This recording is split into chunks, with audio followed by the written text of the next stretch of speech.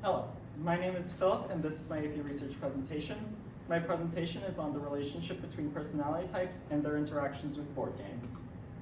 So my central question is there a relationship between a person's personality type and their assumptions in playing a board game? No. Thank you. Here are my references. But actually, is there a relationship between a person's personality type and their interactions in playing a board game? So how do we answer that? Well, first, what does it even mean? But first, let me tell you how I got to that question. So I was playing board games over the summer with my family, as you do. And and then that was on my mind as I was starting looking into possible topics for the AP Research project. And then, so I was starting to wonder, maybe I could do something with board games. After thinking for a while, I started to wonder, what happens if you give people a board game, but don't give them the rules to follow? What happens then? What would they do?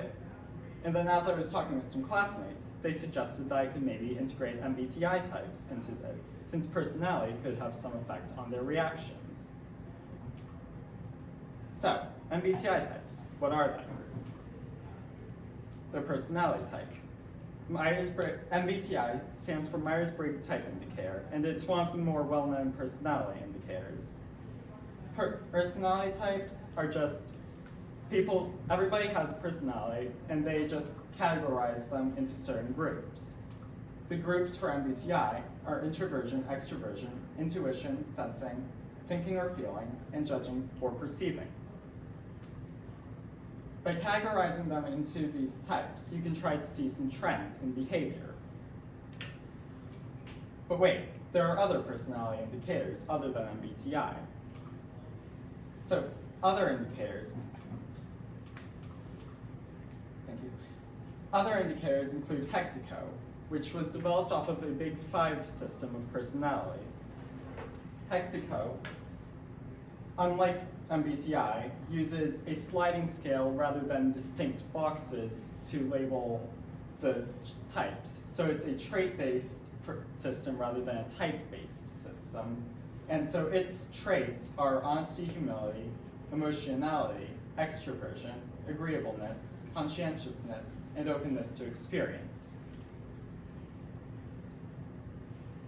And then the other one I was looking at was 16 personalities, which was developed off of the MBTI system, but adds an additional type, assertive versus turbulent.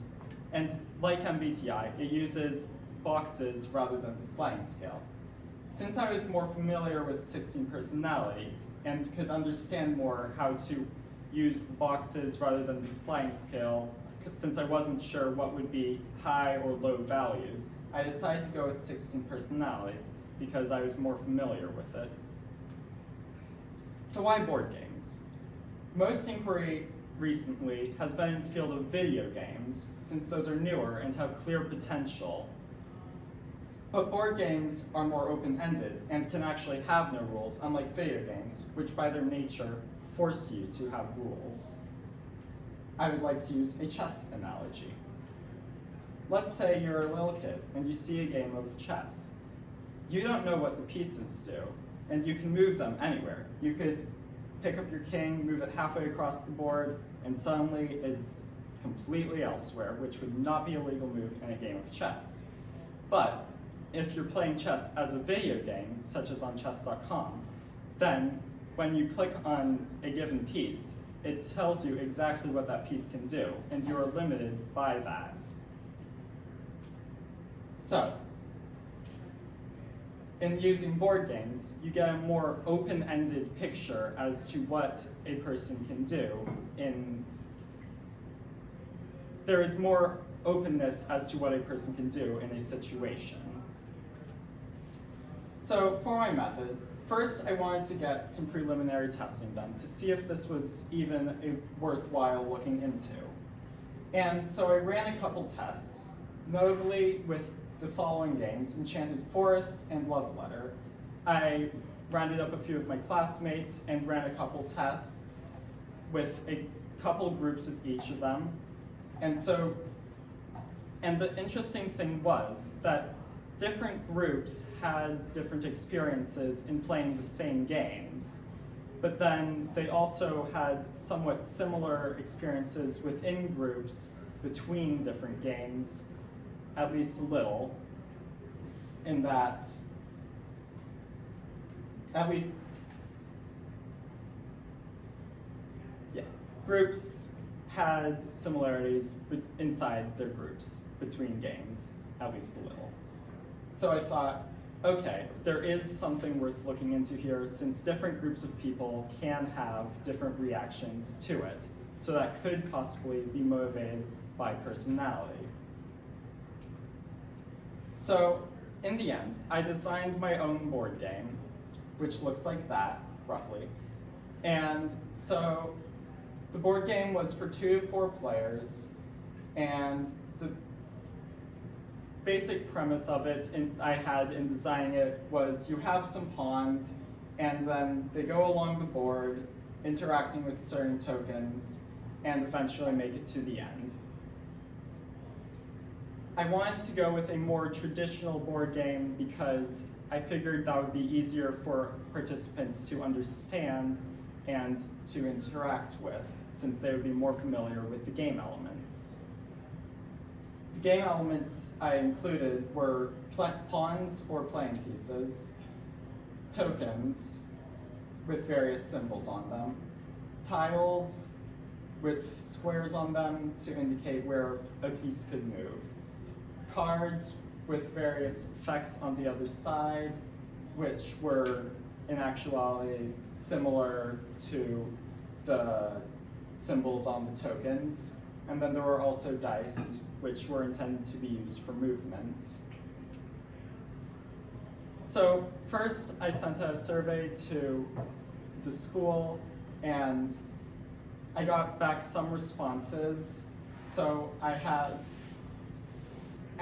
let them know at this point that they would be playing a board game, but I didn't tell them that there wouldn't be any rules in the board game because I wanted to see what their initial reactions to that would be.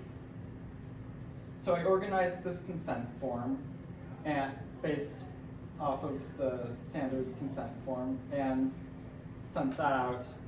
And after a while, I got 13 of them back. And so I was able to organize participants. Primarily, I tried to organize the participants based off of their personality types. However, there was a major restriction of availability in participants' schedules that limited where I was able to fit participants together.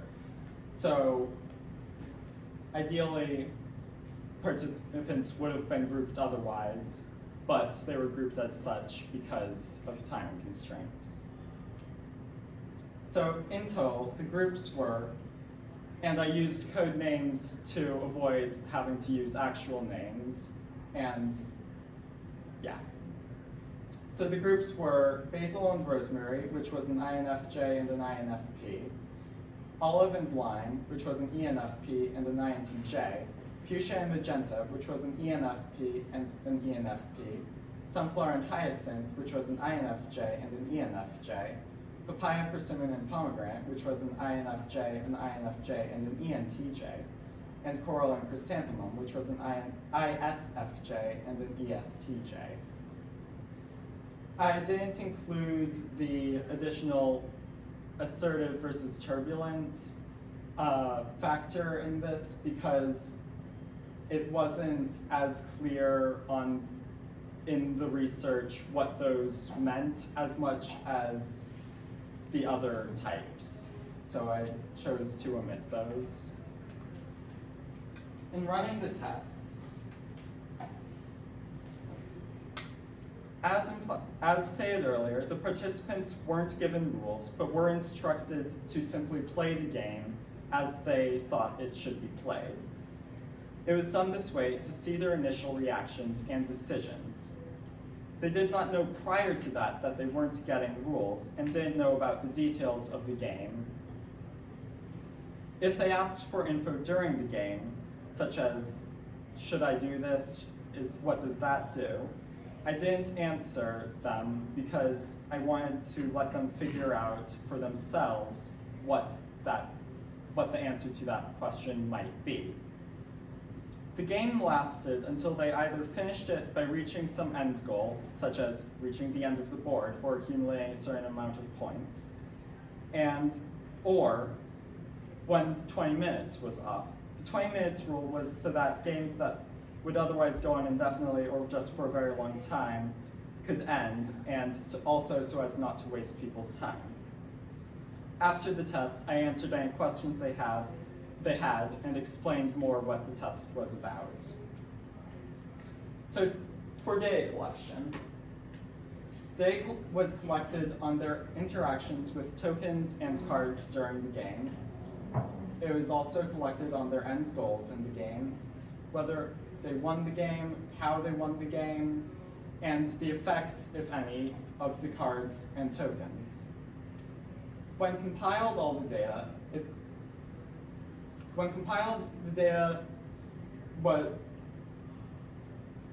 the data was then compiled into a spreadsheet, mostly featuring qualitative data, because that was the nature of the examining. There wasn't so much numbers to be used, so it ended up being mostly qualitative. As for, never mind. So then I was left with this big pile of data, but I wasn't entirely sure how to analyze it yet. So I asked around a bit, and the first few that came up as possible ways of analyzing it were the ANOVA test and the t-test. The ANOVA test requires numerical data, but there wasn't an easy way to run them on the spreadsheet, so I ended up not going with that. The t-test was also not the correct option in the end, but what at first seemed like a better option, and I was able to somewhat get it into the spreadsheet. But it involved transferring the yeses and nos in the spreadsheet into numbers, which you don't really want to do. So I decided to talk to a professional in Miss Seppala, the AP statistics teacher at this school. She offered some good insight and told me that I was doing the testing wrong and that I should instead use a z-test. A z-test is a proportion test, so it doesn't necessitate transferring the words into numbers. And the formula was relatively simple to get into the spreadsheet as long as you don't worry about the exact p-values of the test, which determine the significance of a value. Doing some math, we can determine that a result is significant if the z-value of the test has a greater magnitude than 1.96, since that corresponds to a p-value less than 0.05, which we want since we were using a 5% alpha, which is a standard alpha to be used in this kind of test. So the z-test formula is that the p's with the little hats on them stand for the proportion of the sample. So P1 takes all the data of the first sample and takes the total of the amount that said yes divided by the total amount of that data, which corresponds to that function that I put into my spreadsheet. And then the formula as a whole became that function, which I also put into my spreadsheet. So the results when the z-test was run, the z-tests compared the opposing types, so E versus I, N versus S, F versus T, and J versus P, because those wouldn't directly conflict with each other. Because if you were comparing, say, an I versus an N, then people with IN something something personality types would be in both camps, and that would throw the data. So overall, a lot of the data was not significant. The divide by 0 errors occurred when all of the data in a row was either yes or no entirely, as opposed to there being a mix. So it divided by 0 because of that part in the function. And so according to this, it led to 2 points of significance in the n versus s test, in that in whether or not they looked through the deck or had the most points to win the game, was the criteria to win the game. However, this is when we have to get into the limitations of the research. Since I only had one test consisting of 2 people that had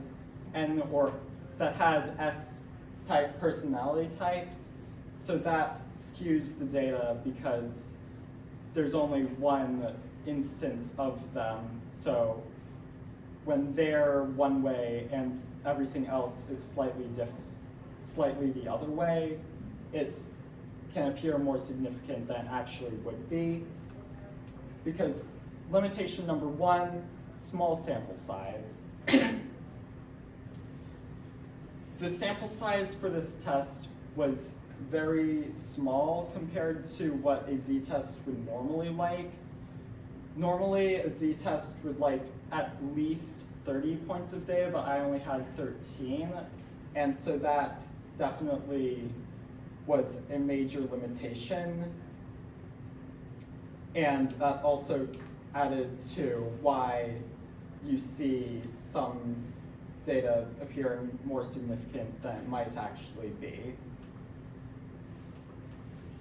Additionally, because the tests were run in groups, some samples slightly affect other samples, such as if you had like one person in a group and another person in the group, the results were kind of the same because the way I had collected my data, it didn't account for differences between people in the actual gameplay, which was a limitation that I should have accounted for earlier, but only realized after I had run the tests.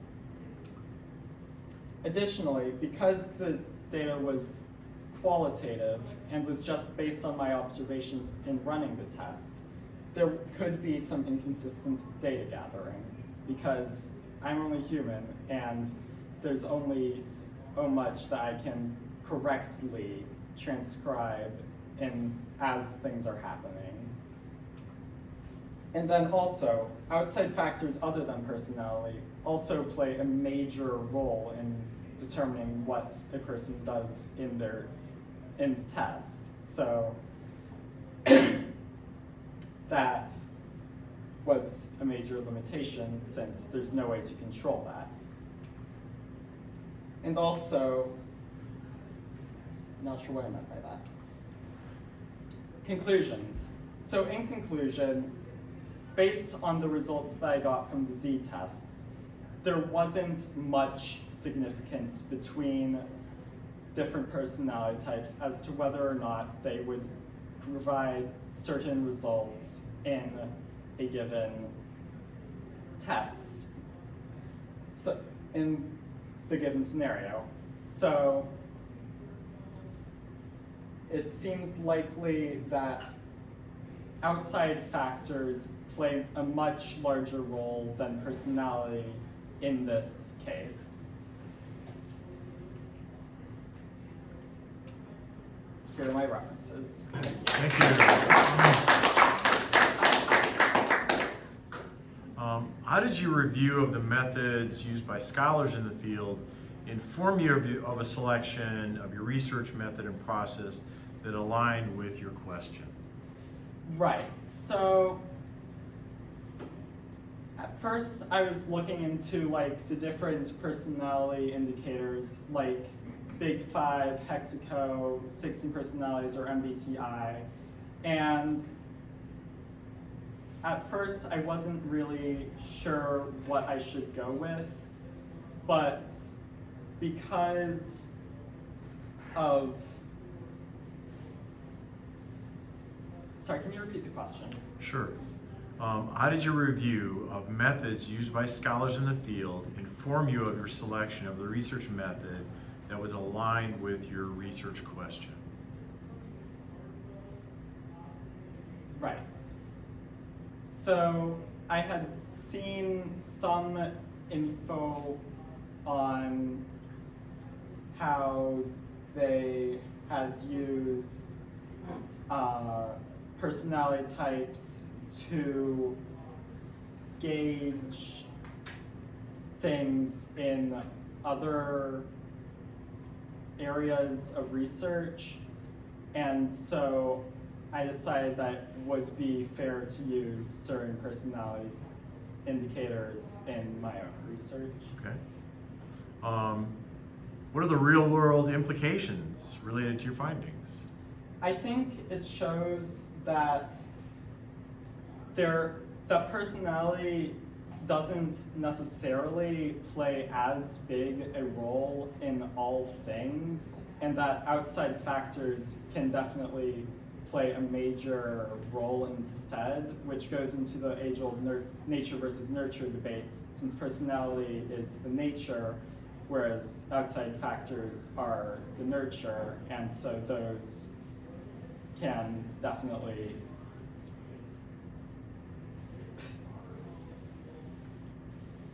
personality might not have as big of an influence in certain areas, such as in the game playing that I described in my project. Okay. How did you, if you could revisit the research process, what would you do differently and why? So first of all, I think that rather than doing group games, I think it would be better if somehow it was set up to be more individual, since that would disconnect the data points from each other and remove any bias that would have created. And by separating the groups into individuals, I think it also would have been easier to arrange times to meet with them, since you didn't have to get everybody organized to the same time. Okay. All right. Thank you.